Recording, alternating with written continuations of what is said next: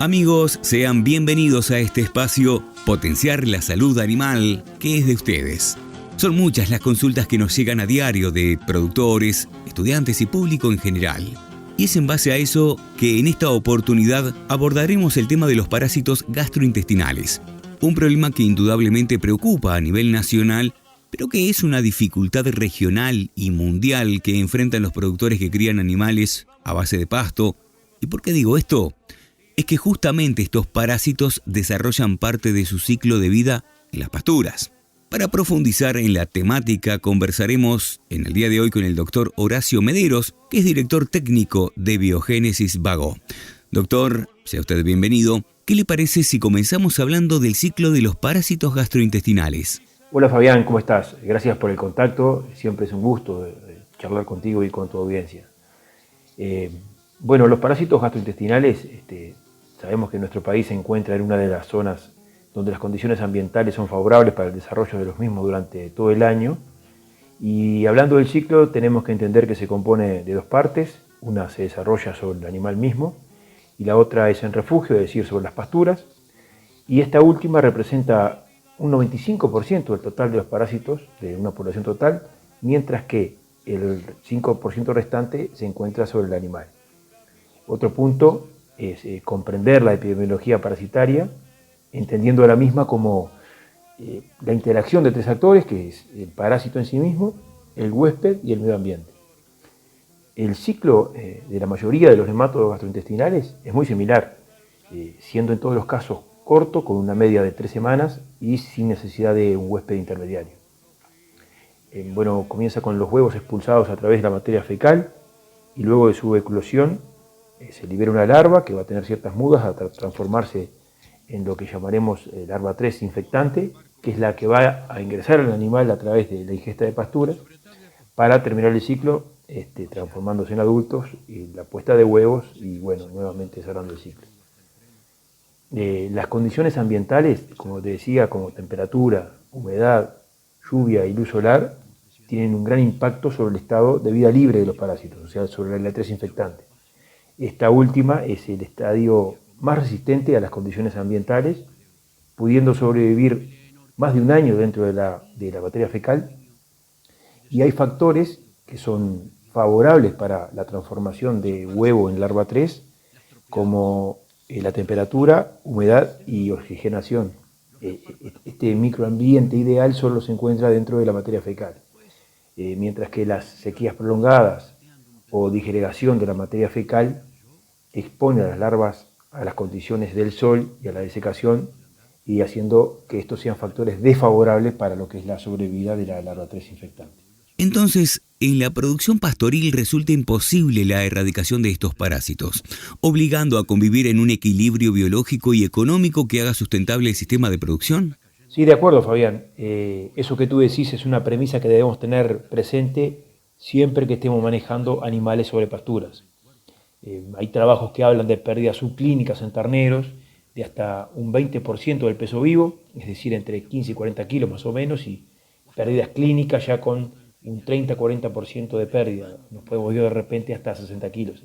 Entonces, lograr que nuestros animales sufran el menor impacto posible de las parasitosis es una tarea que nos ocupa casi que a diario, ¿no? Tenemos que aplicar los conocimientos técnicos para diseñar programas de control de las parasitosis.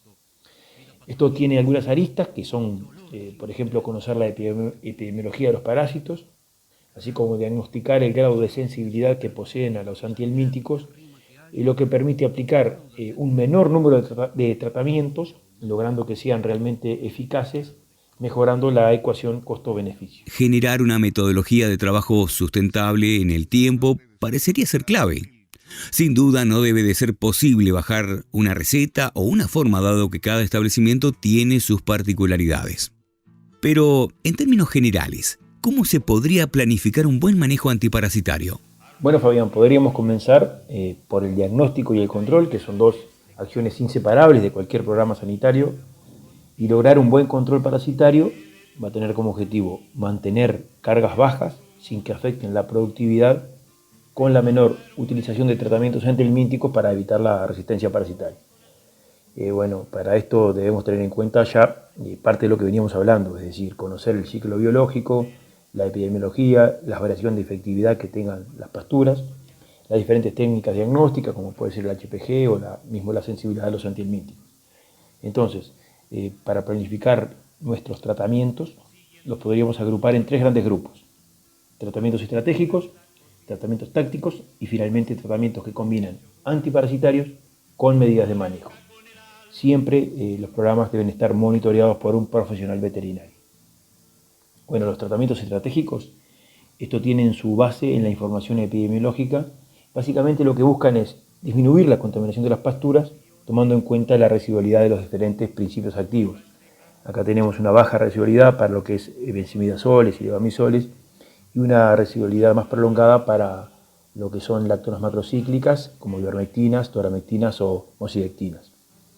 Los tratamientos tácticos, estos se basan en diagnóstico, teniendo como objetivo minimizar pérdidas cuando el pastoreo se realiza sobre pasturas con alta infectividad. Vamos a realizar nuestros tratamientos de acuerdo a la información que nos brinde el HPG o una diferencia de peso entre los grupos de animales. Todo esto siempre unido a la información epidemiológica local. Por último, tenemos los tratamientos que se realizan junto con el manejo de pasturas y son las que permiten brindar a los animales pasturas poco contaminadas. Tenemos 3 tipos de pasturas, que son las de riesgo alto, riesgo medio y riesgo bajo. Las primeras, las de riesgo alto, son las pasturas naturales, ¿no?, donde generalmente pastorean categorías jóvenes. Las de riesgo medio son aquellas pasturas nuevas donde hay animales adultos, y las últimas, las de riesgo bajo, son las que provienen de laboreos de tierra como los verdeos o los rastrojos. Como verá Fabián, la premisa es siempre disminuir la infectividad de las pasturas, y la podemos lograr mediante el descanso de pasturas o desparasitar animales antes de que entre a una pastura nueva o de bajo riesgo, y el pastoreo. Otra alternativa es el pastoreo con distintas especies. El más clásico es de bovinos con ovinos, o por último puede ser el pastoreo alternado con especies iguales pero de edades diferentes. La resistencia parasitaria a los antihelmínticos es otro de los desafíos a los que están sometidos los productores ganaderos que trabajan con estos sistemas pastoriles. Desde luego que la resistencia parasitaria es un problema que cada vez cobra mayor relevancia, ya que los antihelmínticos son un recurso no renovable, es decir, una vez que se desarrolló resistencia, el producto se torna inservible y se deja de usar. Bueno, y una de las principales causas de resistencia antihelmíntica es el manejo irracional de los antiparasitarios, sobre todo cuando las pasturas tienen una contaminación baja. Si bien se considera a los tratamientos antihelmínticos como medidas de bajo costo pero de alto impacto productivo, muchos productores han tomado a su cargo el control de los parásitos sin el asesoramiento de un profesional veterinario.